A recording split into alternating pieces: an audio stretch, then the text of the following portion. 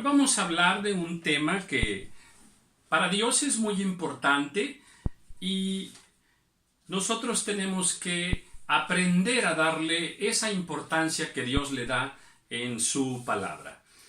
Marcos capítulo 9, versículo 49 y 50 dice así: porque todos serán salados con fuego, y todo sacrificio será salado con sal.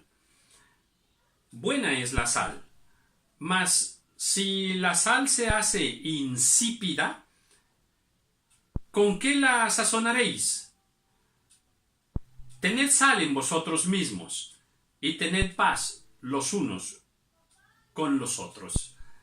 Bien, ahora en Mateo capítulo 5, versículo 13, dice así: vosotros sois la sal de la tierra, pero si la sal se desvaneciere, ¿con qué será salada? Obviamente la tierra. Si la sal se desvaneciere, fíjese que primero nos dice que nosotros somos la sal de la tierra. Por algo somos la sal de la tierra. Dice, y si ustedes se desvanecen, ¿con qué será salada la tierra? Y luego dice, no sirve más para nada, sino para ser echada fuera y hollada por los hombres. Entonces, qué interesante. ¿Por qué dice la Escritura que la tierra necesita ser salada? Es importante, cuando veamos más adelante para qué sirve la sal, entenderemos por qué la tierra tiene que ser salada. Bueno, muy bien. Hay muchos versículos en la palabra del Señor que nos hablan acerca de la sal. Para Dios, la sal es muy importante, pero muy importante. Y nosotros tenemos que aprender a darle esa importancia que Dios le da. En Segunda de Crónicas, capítulo 13, versículo 5, ahí dice que el pacto que Dios hizo con David acerca del reino de David, le llama pacto de sal. Mire cómo eleva Dios la sal a nivel de pacto. ¿Qué importancia tiene la sal para que Dios la ponga en ese nivel de un pacto? En Job, capítulo 6, versículo 6, allí dice la palabra del Señor: ¿se comerá lo desabrido sin sal? Y dice, qué interesante. Y enseguida habla de la clara del huevo. ¿Se comerá lo desabrido sin sal? Para empezar, ahí nos está diciendo pues que no se va a comer lo desabrido sin sal, ¿verdad? O sea que hay que ponerle sal, que hay alimentos desabridos, en el plan de Dios así está, para que les pongamos sal. O sea que la sal tiene que estar incluida en nuestra dieta. O sea, la sal es para comerse, es para sazonar los alimentos, también lo dice en otra escritura. Muy bien, en el libro de Números, en el capítulo 18, en el versículo 14, por allí Aarón, Dios habla con Aarón y le está dando instrucciones y le dice que ha hecho con él un pacto de sal, un pacto perpetuo de sal. Fíjese, con David pacto de sal, con Aarón pacto de sal. ¿No le parece que esto es muy significativo y que debemos prestarle atención? En el libro de Segunda de Reyes, capítulo 2, versículo 20 y 21, algo sucede ahí también. Eliseo está ante unas aguas de aquel río, ¿verdad? Y esas aguas estaban contaminadas. Esas aguas tenían muerte adentro, enfermedad. Y entonces, ¿qué hizo Eliseo? Eliseo pide una vasija, la llena con sal y va al manantial y arroja la sal.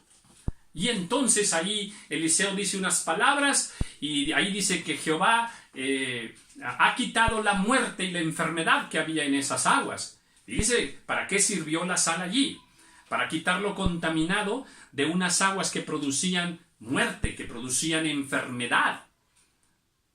Y Eliseo, a través de aquella sal, limpió aquellas aguas.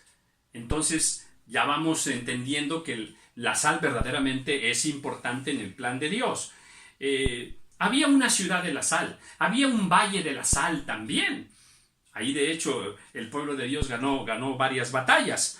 Muy bien, en el libro de Esdras capítulo 6 versículo 9, allí también el rey Darío estaba dando unas instrucciones y estaba dando muchas cosas al pueblo de Dios y les dice, denles abundante trigo, denles abundante vino, abundante aceite, denles mucha sal.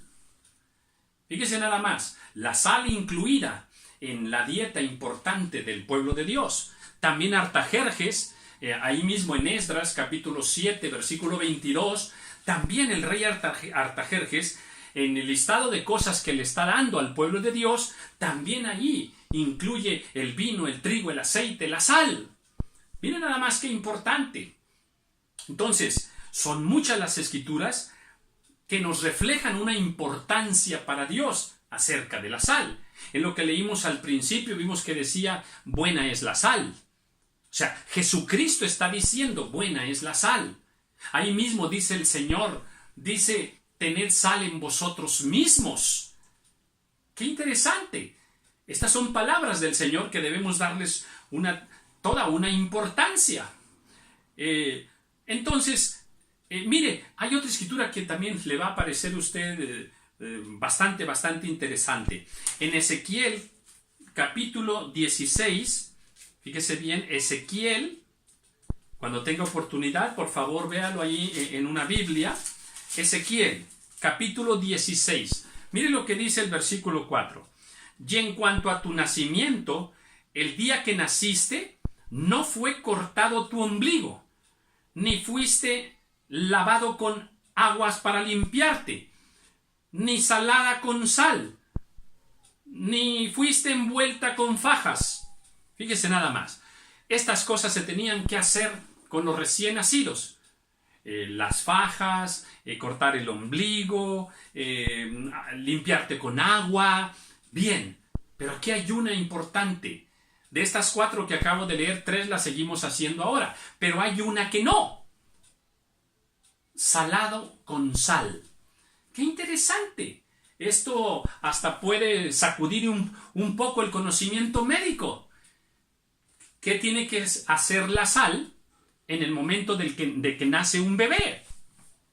Y está en la palabra del Señor. Estos eran los cuidados que se tenían que tener con los bebés. Yo creo que ya más o menos estamos entendiendo. ¿Por qué la sal en el nacimiento del bebé?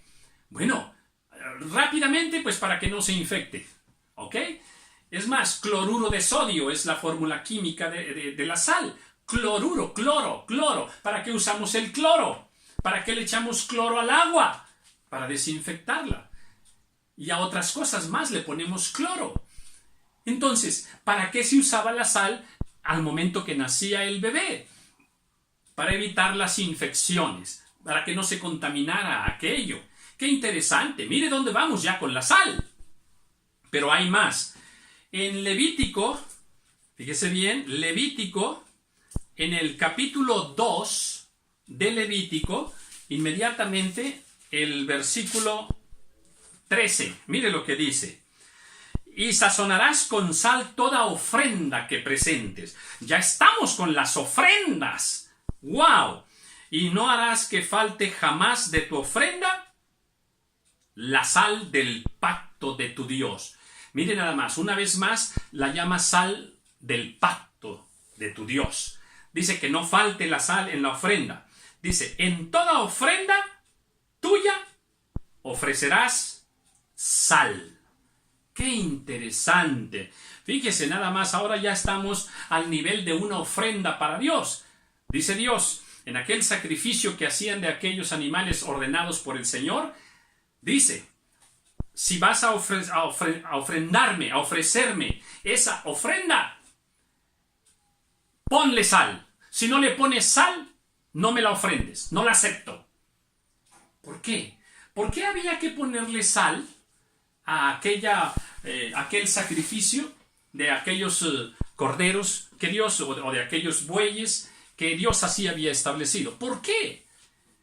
Y volvemos al caso del bebé. Bien, para que no se contamine, para que no se infecte. ¿Qué sucede cuando trozamos un pedazo de carne? ¿Qué pasa si dejamos un pedazo de carne por un rato? ¿Qué va a suceder? Que al poco tiempo empieza a oler mal, se contamina. Ya es carne inmunda, se echa a perder, se corrompe. Entonces, Dios no aceptaba una ofrenda corrompida, una ofrenda sucia, una ofrenda que olía mal, que ya estaba infectada. ¿Qué hacen los pescadores cuando pescan unos peces y van a estar toda la noche por allí? ¿Y qué hacen para que no se echen a perder esos peces? Los llenan de sal, ¿verdad? Y así se preservan, así sí aguantan, sí duran. Entonces, fíjese nada más que la sal tiene una función importantísima, ¿verdad? Entonces, aquí vemos que Dios dice, no me ofrezcas una ofrenda sin sal, no la acepto. Bien, ¿y eso qué tiene que ver con nosotros entonces? Bueno, primero quise dejar claro que qué tan importante es para Dios la sal. Luego debo decir que este cuerpo, en el momento en que Adán y Eva tomaron del fruto, en ese momento entró el pecado y por el pecado entró la muerte. Ahora este cuerpo es un cuerpo que se corrompe, que se contamina, que se ensucia, que se pudre, que se infecta. Y luego la enfermedad y la muerte. Antes no sucedía así, por el pecado sí. En 1 Corintios 15:53 dice que este cuerpo es de corrupción y que para pasar al cielo tiene que vestirse de incorrupción. Entonces, es un cuerpo corrupto. Entonces, nuestro cuerpo está así. También la tierra está contaminada. Por eso Dios puso la sal en el mar. El mar representa la humanidad. Y entonces, esa sal puesta en el mar es para que no se contamine la tierra, para que no se contaminen los peces, el agua misma del mar. Entonces, ¿para qué es la sal? Para evitar la contaminación, lo inmundo, para que no se infecte. Y para sazonar alimentos y para comerlos. Y que esa sal entre a nosotros, otra vez, esa sal entre a nosotros, a nuestro cuerpo, y desde dentro esa sal impida la corrupción, la enfermedad de nuestro cuerpo, la inmundicia en nuestro cuerpo. ¡Qué sabiduría de parte del Señor! Dios quiere que tú tengas sal. Dice Jesús, tened sal en vosotros mismos. Buena es la sal. Pero la ciencia dice, la sal es mala. No comas sal. No le pongas sal a los alimentos. Ese es un engaño diabólico, es un engaño satánico. Satanás quiere que no comas sal para que te enfermes.